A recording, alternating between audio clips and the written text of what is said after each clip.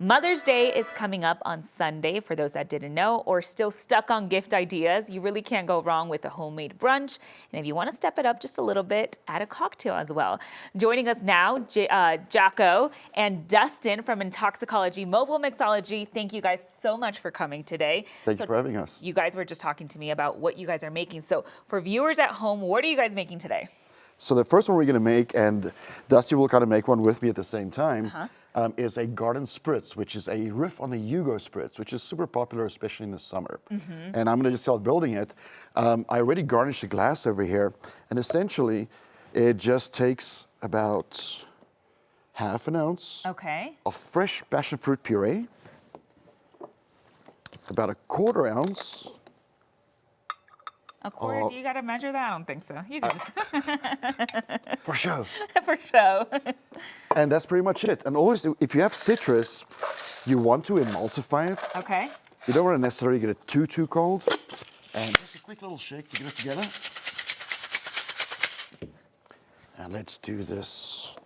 You know, I feel like, Jocko, a lot of people struggle when it comes to trying to garnish a drink. Why is that? Because, I mean, I would never think to put a cucumber inside my drink.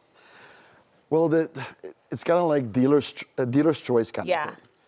Where you simply just have to put what makes it pretty, but it has to serve a purpose, whether it's aroma or, you know, just presentation itself. With the drink? Absolutely. Gotcha. And I just realized I need a little bit more because it's not coming out.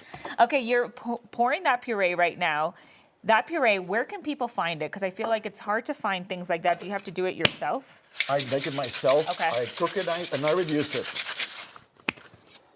At this time of year, especially with passion fruit and the prickly pear one that's coming next, it is out of season, but we are very lucky that we work with some amazing partners that are able to source these things for us. Now, the big catch-22 where a lot of folks have a hard time is everything foaming up. So when you do add the Prosecco, oh, you're fancy. You got to get a twisty spoon, bar spoon like this.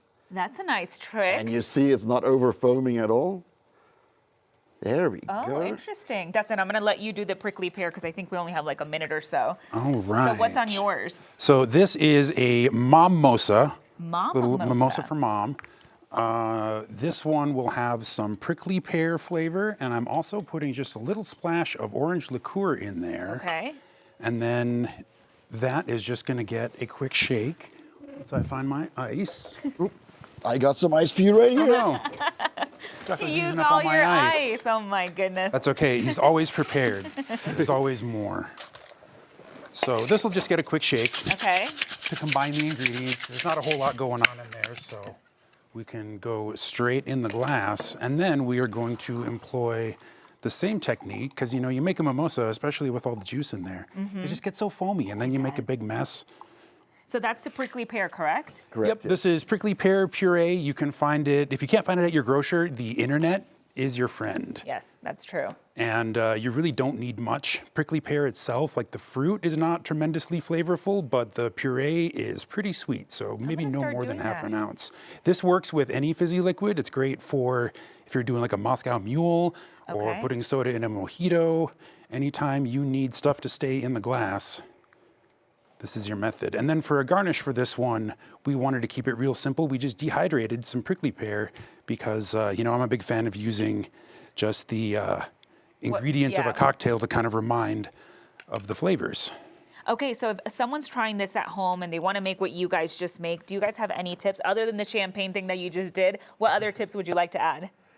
Again, less is more. So you can always add on. You cannot necessarily take away from a single cocktail. And then when you get to unique fruits like this, some of our local Asian markets, best place to find it. Interesting. Okay. Fun fact. Didn't know that. Jocko, how can people find more about your company? And I also know that you have a message to share to your mom. So now's your time. I have the best mom, and the garden spritz is essentially homage to her. And she's in the garden route right now in South Africa, which was just voted the #1 road trip in the world.